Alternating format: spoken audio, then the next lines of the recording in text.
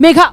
देखिए, दलित, एससी और मुस्लिम, ये इस पे तो थोड़ी सी क्लैरिटी थी हम लोगों को। इनफैक्ट आप सब गए थे मुस्लिम बहुल इलाकों में और एक ही रिपोर्ट के साथ वापस आए थे कि वो क्या कांग्रेस को वोट देने वाले हैं या आम आदमी पार्टी को वोट देने वाले हैं, और आंसर बहुत ही क्लियर था कि वो आम आदमी पार्टी को वोट देने वाले हैं। तो वो पकड़ जो है ना आम आदमी पार्टी की, वो उन्होंने बरकरार रखी। और मैं आपको एक बात यहाँ और जल्दी से बताना चाहती हूँ रोमाना, ऐसी 27 सीटें हैं दिल्ली में, 27 सच सीट्स, जहाँ पर आम आदमी ने कंसिस्टेंटली पिछले 10 सालों में, ये जो 3 चुनाव उन्होंने झेला है, अपनी सीट के, अपने वोट के नंबर सिर्फ बढ़ाए हैं, सिर्फ बढ़े हैं। वो 27 वैसी सीट्स है, वो तो मुझे लगता है कि उनके खाते में ऑलरेडी है।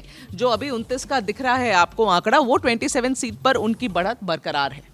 बिल्कुल, और इसीलिए 29 पर इस वक्त आम आदमी पार्टी है, बीजेपी प्लस जो है 41 पर है। और ऐसे में जो फैक्टर काम करता हुआ नजर आ रहा है वो अरविंद केजरीवाल के खिलाफ गुस्सा, अरविंद केजरीवाल के खिलाफ आक्रोश अपनी जगह, लेकिन जिस तरीके से बीजेपी की तरफ से मिडिल क्लास वोटर को दिल्ली में साधा गया, और मिडिल क्लास वोटर की अहमियत दिल्ली में इसलिए महत्वपूर्ण हो जाती है क्योंकि 67% दिल्ली की आबादी जो है वो मिडिल क्लास है। और ऐसे में वो मिडिल क्लास जो लगातार बीजेपी का वोटर माना जाता था, लोकसभा चुनाव में दिल खोलकर बीजेपी को वोट दे देता था, लेकिन विधानसभा चुनाव की जब बारी आती थी तो फिर कहीं ना कहीं आम आदमी पार्टी की तरफ से शिफ्ट हो जाता था। क्या उसी ने इस बार आम आदमी पार्टी का खेल बिगाड़ दिया? और चुनाव में अगर देखा जाए, खासकर दिल्ली के इस चुनाव में, मैं बार बार ये कह रही हूँ कि मिडिल क्लास का बहुत बड़ा रोल रहा है। मध्यम वर्ग ही तो है जो पूरी दिल्ली के इस फैलाव को एक तरह से समेटे हुए है। तो इसलिए अगर उसको टारगेट किया, और कहीं ना कहीं बीजेपी ने अपनी रणनीति में, चाहे वो बार बार हम 12 लाख इनकम टैक्स में छूट की बात कर रहे हों, या फिर हम वेतन आयोग की 8वें वेतन आयोग की बात कर रहे हैं, ये सब आपने भी कहा है, तो ये सब मिला के और हर एक चीज़ को बिल्कुल इंडिविजुअली देखना, ये जो मेटिकुलस प्लानिंग है, वो भी हम बीजेपी को जरूर क्रेडिट देना चाहिए। आम आदमी पार्टी फिलहाल 30 पर पहुंच चुकी है, बीजेपी प्लस जो है वो 40 पर आ गई है। और अभी तक का आंकड़ा ये बता रहा है कि दिल्ली की जनता ने जो गारंटियों का पलड़ा है उसमें बीजेपी का गारंटियों का पलड़ा उसको भारी माना है, और मोदी की जो गारंटी है उस पर बीजेपी के लोग, दिल्ली के लोग जो हैं वो बीजेपी और मोदी की गारंटी पर भरोसा करते हुए नजर आ रहे हैं। आम आदमी पार्टी का लेकिन आंकड़ा जो है वो एक बार फिर से 30 पर पहुंचता हुआ नजर आ रहा है। ये ऊपर नीचे कुछ देर और होगा, क्योंकि ना आप देखिए मुस्लिम बहुल इलाकों में वापस से जो जहाँ पर बीजेपी लीड ले रही थी, अब वापस से आम आदमी पार्टी की लीड दिख रही है वहाँ पे।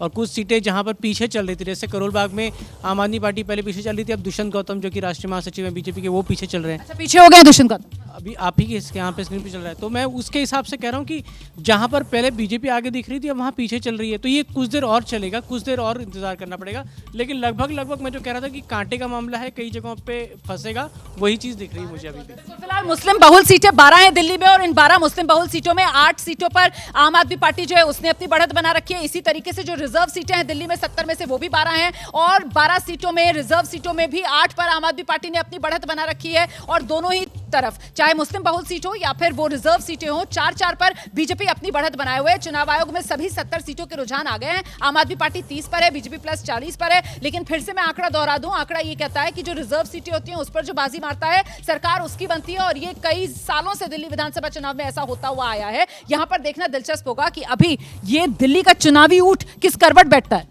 देखिए कि जिस भी करवट बदले, मुझे तो नहीं लग रहा कुछ विशेष इस पे। मुझे तो अब ये बिल्कुल स्पष्ट लग रहा है कि भारतीय जनता पार्टी की तरफ झुका हुआ है और उसी तरफ सरकार बनेगी। इसी स्टूडियो में रोमानी जी, मैंने कुछ दिन पहले, चेंज हो गया है नंबर, आम आदमी पार्टी 32 पर पहुंच गई है, बीजेपी प्लस जो है वो 38 पर है। ये नंबर लगातार बदल रहा है, और बीजेपी प्लस जो है वो 40 से थोड़ा नीचे आई है, अब 38 पर आ गई है। आम आदमी पार्टी ने 30 वाला आंकड़ा फिर से पार कर लिया है। आम आदमी पार्टी आप देख रहे हैं 32 पर इस वक्त। रोमाना जी 2 मिनट पहले ना ये 32-38 का आंकड़ा होता रहेगा, उसकी बात कर लेंगे। सवाल ये होता है कि अगर मैंने पहले भी इसी स्टूडियो में एक बार आपको कहा था कि बाबा भारती और खड़क सिंह के घोड़े वाली कहानी मैंने बताई थी आपको, जिस नैतिकता के ऊंचाई से केजरीवाल ने राजनीति की शुरुआत की थी, आज केजरीवाल जी की जो स्थिति है, और बाकी सब चीज़ों को छोड़ दीजिए, उनके ही पार्टी की एक सदस्य थी स्वाति मालीवाल। स्वाति मालीवाल का भी प्रकरण यही हुआ ना, उनके साथ ही हुआ, उनके दल के राज्यसभा के सदस्य ने ही उन पर चार्जेस लगाए ना। तो बीजेपी को तो आप कहने की जरूरत ही नहीं है। आम आदमी पार्टी के आंतरिक कलहों का भी एक बहुत बड़ा कारण यहाँ पर होगा, और केजरीवाल जी के खिलाफ ये मत है, जैसा मेघा जी ने कहा ना कि एक मन होता है, जनता का मन बिल्कुल स्पष्ट है, वो 32 हो जाए, 31 हो जाए, 29 हो जाए, 35 हो जाए, 34 हो जाए, लेकिन जनता का मत बिल्कुल स्पष्ट है, लेकिन ये दिल्ली है सर, और यहाँ पर 70 विधानसभा सीटें हैं और यहाँ पर मामला बेहद नजदीकी जाता है। और अभी आंकड़ा देख लीजिए आप, आम आदमी पार्टी 31 पर पहुंच गई है और बीजेपी प्लस जो है वो 39 पर है। और अभी भी क्या किसी तरीके की कोई उलटफेर की गुंजाइश है, या मामला नजदीकी हो सकता है, या फिर किसी तरीके की कोई सुनामी के आसार बनते हुए नजर आ रहे हैं? इसको लेकर अभी कोई भी कुछ भी कह पाने की स्थिति में है नहीं। आपने देखा होगा किस तरीके से बीजेपी के जो मेहमान हमारे साथ जुड़े, उनकी तरफ से भी संयम बरता गया। उन्होंने भी 1 बजे तक का समय मांग लिया कि जरा रुक जाइए, 1 बजने दीजिए, उसके बाद ही मैं आपकी बधाई स्वीकार करूंगा। तो कुल मिलाकर यहाँ पर धुकधुकी जो है अभी वो सबके दिल में बंधी हुई है कि हो सकता है कुछ भी कोई और बड़ा खेला अभी होना बाकी तो नहीं है। फिलहाल सभी 70 की 70 विधानसभा सीटों की दिल्ली के रुझान सामने आ गए हैं और बीजेपी लगातार पिछले करीब 1-1.5 घंटे से बहुमत का जो जादुई आंकड़ा है उसको पार करके कंफर्टेबल 39 की पोजीशन पर खड़ी हुई नजर आ रही है। आम आदमी पार्टी जो है, लेकिन वो भी 31 तक के आंकड़े को तो छूती हुई नजर आ रही है। ऐसे में वो 13 साल 2013 से, माफ कीजिएगा, सत्ता में आम आदमी पार्टी और वो एंटी इनकम्बेंसी का भार, वो तमाम फैक्टर्स भी तो काउंट इन किए जाएंगे ना। बिल्कुल किए जाएंगे।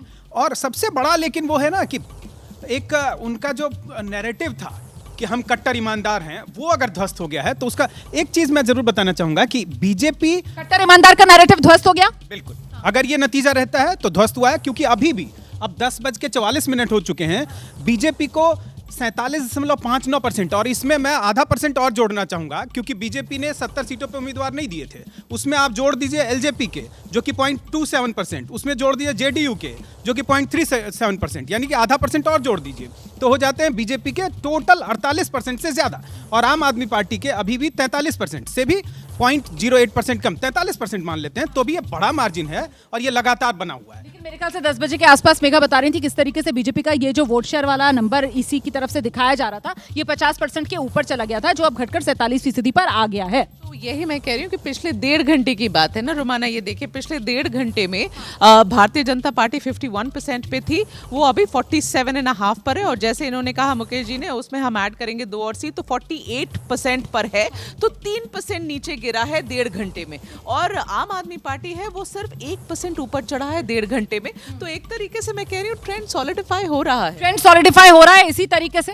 फाइट है और 12-13 सीटें ऐसी हैं जिस पे लगातार बहुत सुनामी नहीं आने वाली है, नहीं कड़ा मुकाबला हो। सुनामी नहीं आने वाली, क्लोज फाइट है। इस समय नहीं कह सकते, 12-13 सीट ऐसी है जहां फाइट है, ऐसी भी बात नहीं है। 12-13 सीट पर अगर फाइट है तो मामला तो यहाँ पर 10 सीटों के ही फासले का है। आम आदमी पार्टी 30 पर है, बीजेपी प्लस 40 पर है, तो मतलब यही बात है। और आप एक चीज़ देखिए कि अगर आप इलेक्शन कमीशन की वेबसाइट पे जाएंगे तो जो राउंड्स हैं वो 24 तक जा रहे हैं, और उसमें अभी तक कई जगहों पर तो 2 या 3 ही हुए हैं, और इसको ही हमारे लिए ट्रेंड मान के बैठे हुए हैं। लेकिन मैं कह रहा हूँ कि और उसमें मार्जिन बहुत कम है, कई जगहों पे तो बहुत कम मार्जिन चल रहा है।